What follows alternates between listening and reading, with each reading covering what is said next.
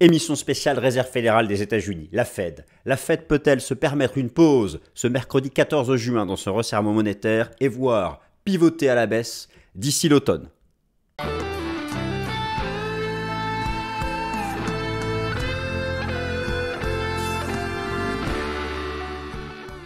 Alors chers amis, je suis ravi de vous retrouver pour la nouvelle édition du Top Gun. Je vous propose en cette semaine décisive sur le plan des fondamentaux, l'inflation US, mardi selon le CPI, la nouvelle décision de politique monétaire de la Réserve fédérale des États-Unis, mercredi, avec la mise à jour de ses projections macroéconomiques. Je vous propose un état des lieux, une analyse complète dédiée à la Fed. Nous allons faire plein de choses, mais je vais essayer quand même de vous faire un format pas trop long, pas trop court non plus, condensé, j'espère enrichissant. J'ai tout mis à l'écrit dans les slides, vous me connaissez, vous avez la barre de temps avec tout le chapitrage si vous voulez aller là où ça vous intéresse directement. On fait quelque chose de solide, tellement solide, ce sera à vous de juger, tellement solide que j'ai dû me préparer un petit plan pour rappeler tout ce que je vous ai proposé. Alors, ce que je vais vous proposer déjà, vous avez compris, mardi l'inflation, mercredi la Fed, n'oublions pas jeudi la BCE, mais je ne traite pas la BCE dans cette émission, j'en parlerai mercredi dans le Fast and Forex. Déjà, je vais revenir sur quoi? Sur la politique monétaire archi-restrictive de 2022 de la Fed, et ses effets ravageurs sur la bourse et l'économie. On va partir de cette base. Ensuite, je vous rappellerai les quatre objectifs global macro que suit la Fed et qui orientent ce qu'on appelle la forward guidance et qui orientent sa politique monétaire et ses perspectives. Et nous allons ensuite les prendre un par un et voir où en sont ces objectifs et voir s'ils autorisent, voir s'ils rendent crédible une pause de la Fed là ce mercredi. Et voir pour les plus optimistes d'entre nous, vous et moi, un pivot d'ici l'automne. Alors, la désinflation, la croissance du PIB, l'emploi, la stabilité bancaire, bon, voilà les quatre cibles. Et enfin, je vous propose en conclusion, mais pas en conclusion, vraiment en partie importante, tous les outils de marché pour pricer ce que va faire la Fed, savoir qu'est-ce qui est pricé, qu'est-ce qui n'est pas. Les outils de marché, les cotations, où aller voir, comment savoir à travers le positionnement du marché, des flux de marché sur les grands assets, ce que va faire la Fed. Donc ça va être assez complet, c'est parti. Alors chers amis, je me suis réduit, c'est parti, émission spéciale Fed, la Banque Centrale Américaine peut-elle se permettre une pause en juin et voir un pivot à l'automne? C'est la grande question. Le plan s'affiche aux yeux, je vous l'ai déjà détaillé. Je vous rappelle que les deux dates importantes, mardi l'inflation et mercredi la Fed. Et comme je vous ai déjà détaillé le plan, eh bien on passe directement au vif du sujet.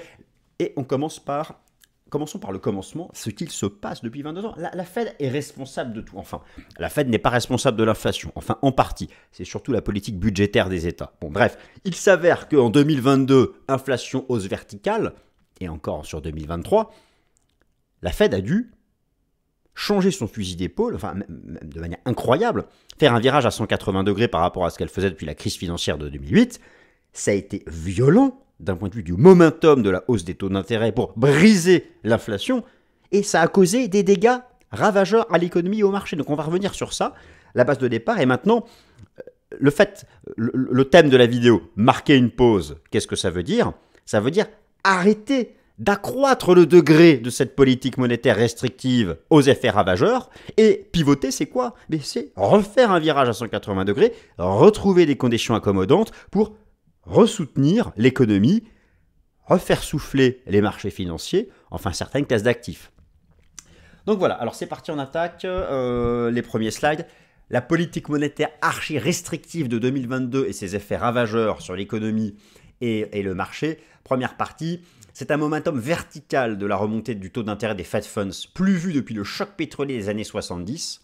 À l'époque, c'était l'inflation énergétique. La politique monétaire globale hawkish restrictive en 2022 de la Fed. Baisse du bilan, cycle haussier de ses taux d'intérêt. Pour lutter contre une hausse tout aussi verticale des différentes mesures de l'inflation de la Fed. Le CPI, le PCE, le PPI. PPI pour prix à la production. Les effets désastreux sur certains secteurs de l'économie réelle, en particulier l'immobilier aux États-Unis, mais aussi en Europe, ça se met en place. Et le bilan des banques régionales américaines aux États-Unis. Vous savez que les 2/3 des Américains sont bancarisés dans les banques régionales. C'est très différent du système suisse ou du système français. Les effets baissiers majeurs sur le marché action et surtout le marché obligataire, du fait du repricing de la nouvelle courbe des taux. Donc, on va regarder quelques illustrations sur l'ensemble de ces sujets. Donc vous les avez ici sous les yeux, mais on va directement sur TradingView. Voilà donc ce que fait la Fed. Alors, vous avez en violet le taux d'intérêt des Fed Funds, en bleu le bilan de la Fed, en orange le S&P 500. Regardez donc ici, vous aviez la politique de taux zéro liée au Covid, qui a permis l'envolée du S&P 500, l'envolée du bilan de la Fed au moment du Covid, et depuis début 2022, un momentum vertical de la hausse du taux d'intérêt des Fed Funds et l'engagement d'une réduction du bilan. Alors là, il y a eu un rebond du bilan de la Fed, c'était la crise bancaire en mars, hein. Mais regardez, c'était un tel momentum haussier. Regardez le taux d'intérêt des Fed Funds depuis tant d'années. On n'a pas vu ça. On n'a pas vu ça depuis les chocs pétroliers des années 70, où il fallait briser l'inflation énergétique. Donc, c'est quelque chose.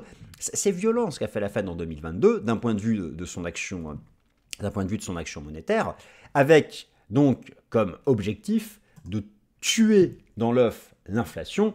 Vous avez là, ici, un certain nombre de mesures de l'inflation, le PPI, le CPI, le PCE, il est en hausse verticale. Maintenant, ça retombe, on va en parler, justement, la question de savoir est-ce que cette retombée de l'inflation dans sa nature, dans sa composition, permet d'envisager une pause. J'y viens, mais voilà, c'est quand même quelque chose qu'il faut noter, c'est que ça a été... là, vous avez, je suis sur le site de la Réserve fédérale de Saint-Louis, qui est une des antennes régionales qui appartient à la Réserve fédérale des États-Unis. Voilà, vous pouvez comparer sur longue période depuis les années 60. On a un momentum de l'inflation qui est très similaire à ce qu'on avait eu au moment des chocs pétroliers des années 70.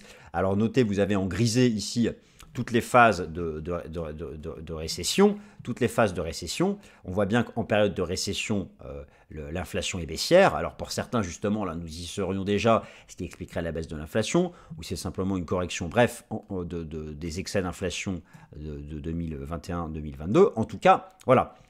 Désormais, vous avez ici le CPI et le PCI qui ont entamé une tendance baissière, sauf l'inflation sous-jacente, j'y viendrai plus tard. Voilà, donc ça, c'est la première chose.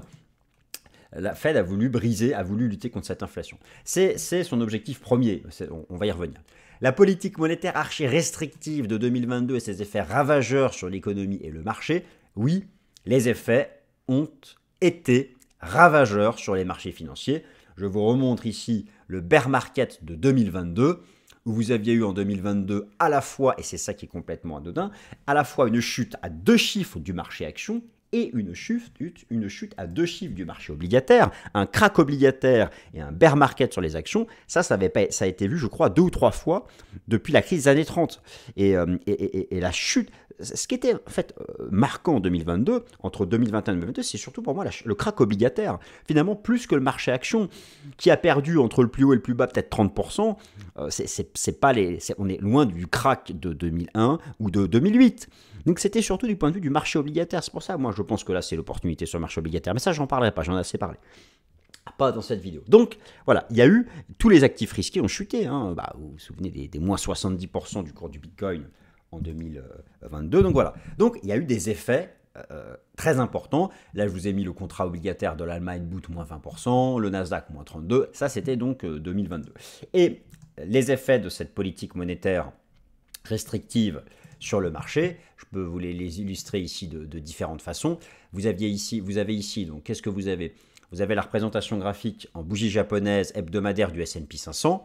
Vous avez en bleu le taux d'intérêt à 2 ans des États-Unis, qui est considéré comme le taux du marché qui anticipe le plus l'action à venir du taux d'intérêt des Fed Funds. Eh bien, regardez, le point de départ du bear market de 2022, c'était l'envolée verticale des taux d'intérêt du marché. Il partait de zéro. Regardez, ça partait de zéro. On est resté à zéro de mars 2020 de la crise sanitaire jusqu'à septembre 2021.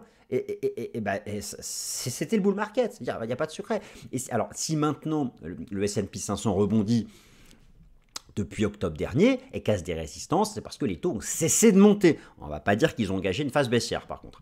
Et ce qui a été marquant, je vous remontre ici, vous avez le contrat de taux, l'obligation du Trésor public américain, l'échéance à 10 ans, le T-note à 10 ans, la chute de son prix de 160% à 115%, on exprime ça en pourcentage du nominal pour le prix d'une obligation, c'était le crack. Et à mettre en parallèle de la hausse verticale du taux d'intérêt des Fed Funds, et là des taux du marché, le taux américain à 10 ans et le taux américain à 2 ans. Donc il y a eu des effets très importants sur le marché action et il y a eu aussi des effets ravageurs sur l'économie. Donc là, on est toujours dans la première partie numéro 3, les effets désastreux de cette politique monétaire restrictive. C'est pour ça qu'on en arrive au sujet, la question d'une pause, voire d'un pivot. Et les effets désastreux sur certains secteurs de l'économie réelle, pas sur tout, en particulier l'immobilier. Je vous ai mis en bas à droite l'évolution en rythme annuel du prix des maisons aux États-Unis, selon Case-Shiller. C'est une vingtaine de grandes villes américaines. Regardez la croissance annuelle mois après mois en chute. Et là, on vient de passer en négatif. Et je vous montre aussi quelque chose.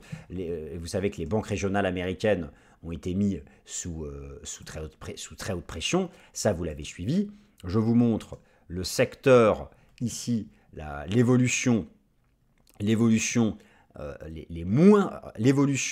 du plus gros de l'indice sectoriel des banques régionales américaines. Ce qu'il faut savoir, c'est qu'aux États-Unis, les deux tiers des Américains sont bancarisés et font même leur crédit auprès des banques régionales.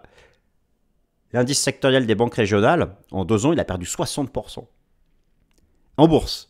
Et vous avez suivi toute l'actualité de mars avec plusieurs banques régionales américaines qui sont tombées et qui ont été sauvées uniquement parce que la Fed est arrivée avec un nouveau programme pour nettoyer leur bilan et leur injecter des liquidités en leur achetant des obligations à un prix bien supérieur à ce qui était leur prix du marché. Donc, la Fed a pour ça utilisé son bilan. Donc il y a eu des effets dévastateurs sur les banques régionales, il y a eu des effets dévastateurs sur l'immobilier. Je peux vous montrer aussi ici un autre indicateur de l'immobilier, l'évolution au rythme annuel des permis de construire aux États-Unis. Là, où vous avez là, par exemple, la récession de 2008, vous voyez, voilà donc la tendance baissière qui a provoqué cette politique monétaire archi-restrictive aussi dans le secteur de l'immobilier résidentiel. Donc là, nous avons vu les effets ravageurs de cette politique monétaire restrictive. Maintenant, la Fed va-t-elle marquer une pause ce mercredi 14 juin ? Va-t-elle encore augmenter une dernière fois ses taux cet été avant de pivoter à l'automne ? Eh bien pour ça, il faut regarder les objectifs qu'a la Fed. La Fed, elle est rationnelle, elle a des targets, si elle les atteint, elle pivote, si elle ne les atteint pas, elle ne pivote pas. Alors, objectif premier, objectif primaire, un taux d'inflation sous-jacent, sous contrôle, c'est-à-dire pas en tendance haussière, et autour des 2% par an. L'inflation sous-jacente, à la différence de l'inflation nominale, c'est l'inflation auquel on retient les éléments volatiles que sont l'énergie et l'alimentation boisson. Objectif numéro 2, un rythme de croissance économique positif, à la fois dans les secteurs des services et manufacturiers. Objectif numéro 3, un taux de chômage bas sur longue période. Bas, c'est-à-dire autour des 4-4,5%, mais surtout qui n'est pas en tendance haussière, qui n'est pas en tendance haussière. La tendance, c'est très important aussi. Afin de mettre un terme à sa politique monétaire restrictive en place depuis janvier 2022. Afin donc de pivoter dans un cycle monétaire accommodant. C'est-à-dire que là, son taux directeur actuellement est à 5,25. Marquer une pause, c'est rester à 5,25. Le taux terminal, c'est le taux butoir. Est-ce que ce sera 5,25 ou 5,50 ? Dites-moi dans les commentaires ce que vous en pensez. Il y a un débat là-dessus. La probabilité reste 5,50. C'est-à-dire qu'après une pause ce mercredi, elle pourrait les réaugmenter cet été. Et le pivot, c'est le fait d'engager une tendance baissière de son taux d'intérêt des Fed Funds, réunion après réunion. À voir. Donc, afin d'engager une politique monétaire, afin de mettre un terme à cette politique monétaire restrictive et de pivoter, la Fed pivotera uniquement si l'inflation sous-jacente arrive à 2%, et encore, il faudra qu'elle s'installe un peu en dessous. Si la Fed devait pivoter avant une telle désinflation, imaginons que la Fed pivote par urgence, même si l'inflation reste supérieure à 2%. Cela serait permis, et uniquement permis, par une nette augmentation du taux de chômage et ou la résurgence d'un choc bancaire profond, comme vu en mars dernier. Donc, ce mercredi 14 juin, vous devez suivre en priorité la mise à jour des objectifs macroéconomiques de la Fed. Je m'explique. La Réserve fédérale des États-Unis ne met pas à jour ses objectifs économiques à chaque réunion. C'est une réunion sur 2. Donc là, elle ne l'a pas fait depuis fin 2022. Donc c'est majeur. Et je vais vous remontrer ça, d'ailleurs, ce sera plus pratique directement sur le site, savoir donc ce qu'il faut suivre. Je suis ici sur le site de la Réserve fédérale des États-Unis. Vous avez la liste des réunions date après date et vous constatez que pour le 14 juin, vous avez une petite astérix. C'est-à-dire qu'elle va mettre à jour ses objectifs, ce qu'elle n'a pas fait depuis mars dernier.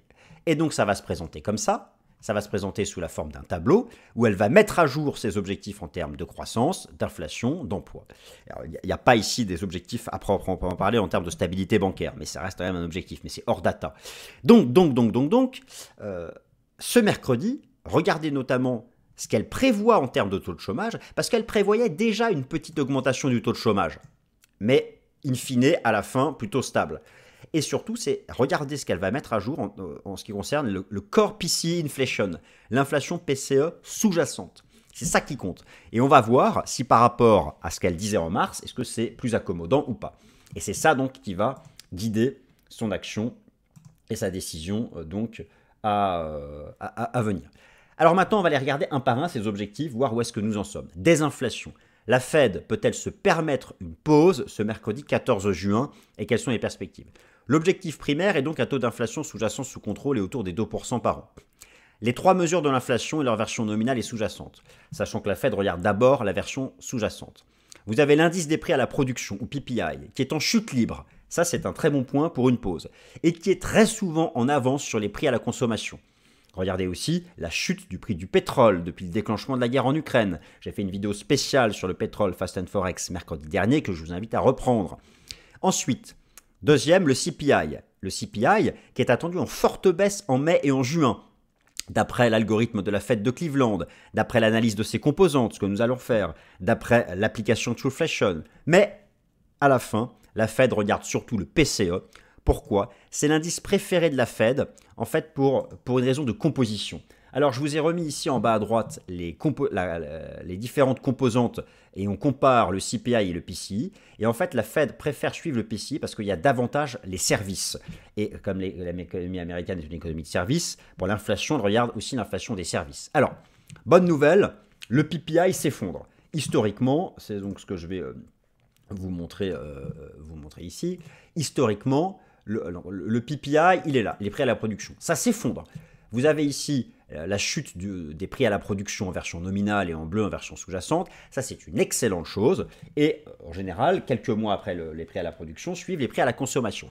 Lorsqu'on regarde le PPI, on se dit que oui, la Fed va marquer une pause sans ambiguïté. Très bien. Ensuite, l'inflation à la consommation. Elle est mise à jour mardi 13 juin. Elle est actuellement à 4,9. D'après l'algorithme de la Réserve fédérale de Cleveland, elle devrait être en mai de 4,13 et en juin de 3,27. La Réserve fédérale de Cleveland est une des antennes régionales de la Réserve fédérale des États-Unis. Ça, c'est très engageant, mais je vous rappelle que la cible, c'est 2% et que la Fed, pour vraiment pivoter sans stress, il faudrait que ce soit à 1,5. Donc, mais c'est quand même pas mal. Et à ce rythme-là, en septembre, on est à 2%.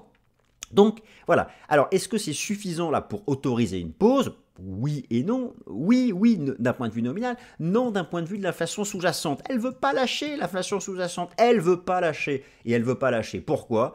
Parce que vous avez ici toutes les composantes de l'inflation. Alors oui, l'inflation énergétique, elle est même négative maintenant avec la chute du prix du pétrole. Ça, c'est un très bon point. Et effectivement, on voit bien que l'inflation énergétique, en général, après quelques semaines ou quelques mois, l'inflation sous-jacente suit. Mais voilà, on va regarder quelques composantes de l'inflation sous-jacente et en particulier l'inflation des services. Et là, vous voyez, on vient à peine d'entamer une baisse. Ça stresse la Fed. La Fed, elle regarde aussi l'inflation immobilière, shelter. On vient à peine d'entamer la baisse. Alors, il y a un problème aussi, c'est que l'inflation immobilière, shelter, dans l'indice des prix à la consommation, là, ne tient compte que des contrats de location faits il y a déjà un certain nombre de mois. Lorsqu'on regarde les contrats de location qui sont faits maintenant en temps réel, en fait, c'est l'effondrement. Et c'est ce que montre très bien l'application Trueflation, qui montre la poursuite de l'effondrement de l'inflation. Et lorsque vous regardez les composantes de Trueflation, et en particulier la partie housing, on est très loin, on est beaucoup plus bas que les chiffres de l'inflation officielle. Donc ça, c'est plutôt engageant pour les prochains mois, je dirais. Et d'ailleurs, vous regardez toutes les composantes de Trueflation, santé, utilities, qui sont c'est la chute libre. Donc, bon, je dirais que Trueflation va dans le sens de ce qu'envisage l'algorithme de la Réserve fédérale de Cleveland. C'est plutôt pas mal pour se dire que la Fed pourrait marquer une pause, mais pour qu'elle pivote et pour qu'elle n'augmente pas son taux ensuite à 5,50 cet été, il faut vraiment que dans le CPI global qui va être mis à jour mardi là et puis ensuite en juin, il faut vraiment que service moins l'énergie et que shelter entame vraiment un renversement baissier. Alors, les nouveaux véhicules aussi sont importants à surveiller, mais là, le renversement baissier a déjà été fait. Donc, vous avez là quand même les 3 catégories qui sont les plus importantes. Ensuite, pour que la Fed marque une pause, 2 aspects. Il faut donc que la croissance économique du PIB soit intéressante. Et la question de savoir, est-ce que les taux élevés de manière durable, imaginons que la Fed atteigne son taux terminal mais ne pivote pas, c'est-à-dire qu'elle laisse ses taux élevés, est-ce que ça peut représenter un risque pour l'économie? Alors, ça c'est une vraie question. Moi j'ai regardez d'abord l'illustration ici qui est en haut à droite, où je vous ai mis les taux d'intérêt obligataires des entreprises selon la notation de crédit. En rouge les triple C, en bleu les triple B, en A les triple A. Oui, les taux obligataires des entreprises ont augmenté, mais somme toute dans des proportions déjà vues depuis la crise financière, et on est très loin de l'envolée haussière de la crise financière, donc ça peut rester acceptable. Et d'ailleurs, lorsque vous regardez les anticipations de bénéfices des entreprises, ici pour le S&P 500, les économistes restent archi-optimistes quant à la poursuite de la croissance des bénéfices. Mais voilà, ça, ils sont souvent en retard, et seuls les prochains mois nous diront si les entreprises peuvent faire face à de tels taux d'intérêt. De même pour les particuliers. De même pour les particuliers, leur accès au crédit à la consommation, leur accès au crédit immobilier, sachant que beaucoup de particuliers aux États-Unis consommaient via la crédit à la consommation. Donc voilà, bon. Et lorsque le crédit va arriver à échéant, voilà, lorsqu'ils auront tout consommé, le crédit, qu'ils vont refaire un nouveau crédit, est-ce qu'ils vont pouvoir? Enfin, il y a plein de questions qui se posent, et ça, c'est l'incertitude des prochains mois. Alors maintenant, l'autre objectif prioritaire de la Fed, c'est le chômage. La hausse du taux de chômage. À partir de quel niveau la Fed serait contrainte à pivoter? Alors, notons que lorsqu'on regarde les objectifs de la Fed, les derniers de mars, la Fed anticipe une hausse modérée du taux de chômage à horizon 2025, actuellement de 3,7% de la population active à 4,5%. En fait, sur le long terme, la Fed, elle vise un taux de chômage stable autour des 4,5%. Toute envolée du taux de chômage au-dessus des 4,5% de la population active serait une incitation à rendre la politique monétaire accommodante, car ce serait là le signal concret de la récession économique. Alors on va regarder, je vais vous remontrer le modèle combinatoire Real-Time Sum Rule qui fait un lien entre récession et taux de chômage. Pour suivre les données du marché du travail aux États-Unis, vous avez chaque mois le rapport NFP, l'enquête ADP, les inscriptions hebdomadaires au chômage, les inscriptions hebdomadaires continues au chômage, les job cuts. Et dites-vous bien une chose, les entreprises, elles se mettront à licencier uniquement si leurs marges sont menacées par la masse salariale. Donc pour l'instant, là, effectivement, il y a une hausse du taux de chômage, il y a une augmentation des inscriptions hebdomadaires au chômage, ça reste encore contenu, donc il n'y a pas de stress, mais il y a un début de tendance qui n'est pas sympathique. Aussi du côté des job cuts, mais ce n'est pas encore massif. Et je dirais que c'est vraiment l'enjeu des prochains mois, si on part du principe que la désinflation est plus ou moins acquise. Alors, on va regarder où est-ce qu'on en est, et je vais vous montrer un super algorithme qui est disponible sur la Réserve fédérale de Saint-Louis et qui permet de répondre à cette question à partir de quel taux de chômage la Fed aura des pressions pour pivoter. Donc là, je vous ai remis le taux de chômage, mais je vais vous le montrer directement ici. J'ai mis, voilà, il est là. Donc voilà, le taux de chômage a fait un petit rebond à 3,7% de la population active. Alors vous avez ici l'historique de l'évolution du taux de chômage aux États-Unis et les phases de récession. Bon, il y a un début de truc, et c'est pas non plus l'envolée. Alors à partir de quand la Fed, voyez, à partir de quand on est rentré en récession, c'était vraiment à chaque fois qu'on dépassait les 4,5, c'était très mauvais signe. Là on est à 3,7. Et donc ça c'est actualisé chaque mois. Maintenant vous avez sur le site de la Réserve fédérale de Saint-Louis l'algorithme Real-Time Sum Rule Recession Indicator qui nous dit quoi? Que à chaque fois que la moyenne mobile à 3 mois du taux de chômage est en hausse de 0,5% au-dessus de son plus bas depuis 12 mois, à chaque fois que la moyenne mobile à 3 mois du taux de chômage est en hausse de 0,5% par rapport à son plus bas d'il y a 12 mois, c'est l'indication d'une récession. Là, on est à plus 0,03. Donc, on n'est pas encore sur les plus 0,5. Enfin, quatrième objectif, bien sûr, la Fed cherche à assurer la stabilité du système bancaire, mais elle a trouvé la parade pour ne pas être obligée de pivoter d'un point de vue de son cycle des taux d'intérêt, c'est qu'elle a recours à son bilan. Alors ça, je vous l'ai montré tout à l'heure et je vous le remontre. Lorsqu'il y a eu la crise bancaire en mars, voilà, regardez, la Fed, il y a eu un rebond du bilan de la Fed, ce qui lui permet quand même encore de resserrer sa politique monétaire, car elle a donc elle a lancé un programme en fait pour nettoyer le bilan des banques régionales les plus faibles. C'est de sa faute, hein, c'est elle qui a causé le krach obligataire. Le problème, c'est que ces banques régionales, elles avaient plein d'obligations dans leur bilan qui valaient quasiment plus rien. Elle a été gentille, la Fed, elle les a rachetées au pair à 100% du nominal. Bon, mais donc au final, il faut regarder quelques indicateurs. Vous avez l'indice S&P des banques régionales, l'indice S&P 500 super secteur. Mais au final, la Fed, elle arrive à gérer ça avec son bilan. C'est donc ce que je viens de vous montrer. Alors, où en est-on par rapport à la stabilité bancaire? Ça commence à aller mieux. Je vous remontre ici l'indice des banques régionales américaines qui se stabilise sur ses plus bas de la crise sanitaire. Il y a peut-être un début de divergence haussière en hebdo, voilà, donc bon, il ne faut pas encore s'extasier, mais il y a un début de stabilisation des banques régionales US en bourse. Vous pouvez aussi regarder l'indice S&P 500 super secteur des valeurs financières aux États-Unis, où là, ce qui est intéressant, c'est que le marché a tenu aussi un support majeur. J'enlève l'Ishimoku, vous puissiez voir l'indice des valeurs financières S&P 500. On s'accroche à l'ancien record avant le choc boursier de la crise sanitaire. Il y a du mieux, il n'y a pas non plus. On est très loin des performances je vous remontre l'indice S&P 500. On est quand même très loin des performances du S&P 500 qui, lui, nous valide le scénario bullish, là, pour le moment. Donc voilà, bon mais ça, j'en reparlerai une autre fois. Donc voilà, ce sont les 4 objectifs. Je dirais qu'elle gère le côté bancaire.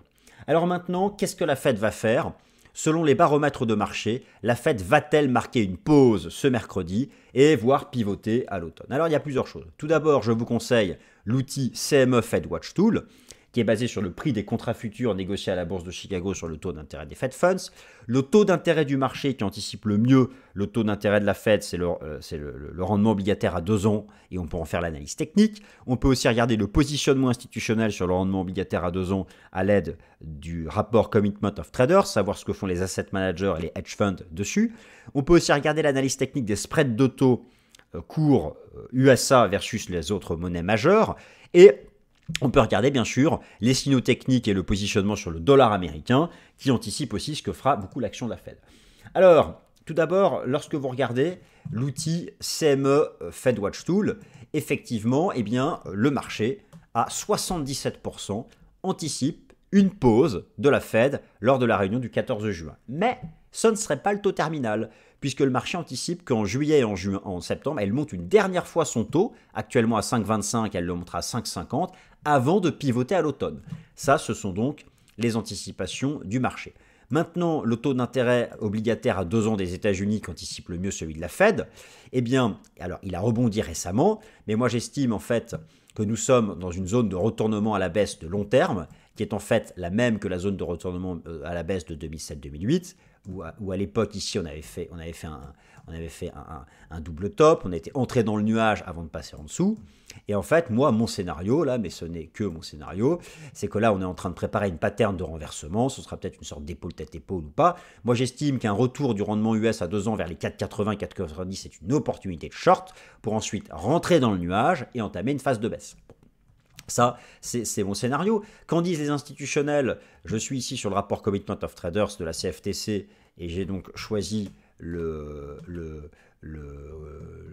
rendement obligataire à 2 ans des États-Unis. J'ai choisi donc les futurs et les options, on s'est mis sur 2 ans. Et donc, ce qui est intéressant de noter, c'est que les hedge funds shortent massivement le rebond. Ils shortent massivement le rebond, ils ont commencé à shorter en octobre. Ils ont commencé à shorter en octobre, et en octobre, eh bien, ils avaient déjà plus ou moins attrapé le point haut. Donc, moi, j'ai tendance à leur faire confiance et à me dire que là, ce sera une zone de renversement à la baisse. En fait, ce qui neutralise, si jamais l'inflation, la seule chose qui peut venir nuire cette anticipation, c'est un rebond explosif de l'inflation à la hausse. Les indicateurs de marché ne le disent pas pour l'instant, mais c'est le risque. C'est vraiment le risque. Et alors là, on est mal, parce que stagflation, là, on est mal. Et là, ça va être compliqué. Et là, la Fed ne pourra pas pivoter tant que l'inflation n'est pas n'est pas vaincu, ça c'est à peu près certain. Vous avez aussi l'analyse technique des spreads d'auto USA versus le reste du monde, où là on a un début face à certaines monnaies de retournement à la baisse, mais il faut surtout regarder le spread face à la zone euro qui s'est un peu stabilisé, mais c'est pas encore très très net. Les signaux ici sont encore un peu divergents. Donc voilà, ça et puis enfin bien sûr la tendance que suit le dollar américain. La tendance que suit le dollar américain, j'ai fait une vidéo spéciale Fast and Forex sur le sujet. Et voilà, est-ce que c'est une vague B ou pas, double bottom ou pas, dead cat bounce ou pas. Ça, c'est un sujet que j'ai traité dans le Fast and Forex. Je vous invite à reprendre la vidéo. C'est aussi un baromètre majeur de ce que sera amené à faire la Fed. Et voilà, chers amis, eh bien, ainsi s'achève cette émission spéciale sur la Réserve fédérale des États-Unis. J'espère qu'elle vous a plu, qu'elle vous a appris des choses intéressantes. Merci à toutes et à tous pour vos likes, pour vos abonnements, et bonne semaine à tous. Merci.